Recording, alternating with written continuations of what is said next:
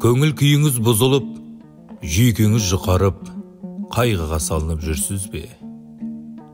Абай атамыз шығар есігін табылмай, уайым қайғының ішіне кіріп алып, қамалып қалмақ. Ол өзі де бір антұрғандық деп, қайғы мұңға түсіп, іссіз, әрекетсіз, жырақта қалуды дұрыс көрмеген екен.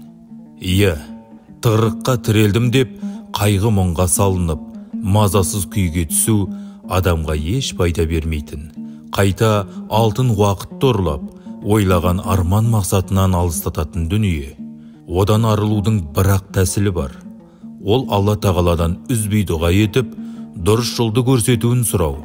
Сонда жүрегіңізден алаңдатушылық сезімнің қалай алынып тастағанын, және сізді уайымға салған істің түйіні оңай шешілетінін көресіз.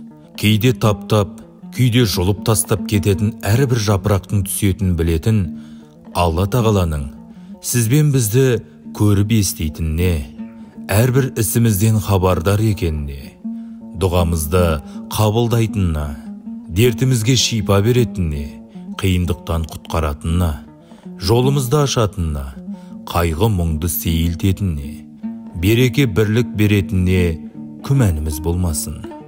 Алланың білуінсіз бірде-бір жапырақ жерге түспейді. Ән-Нам сүресі 59 аят. Естеріңде болсын, Алланы еске алумен жүректер жай табады. Рағд сүресі 28 аят.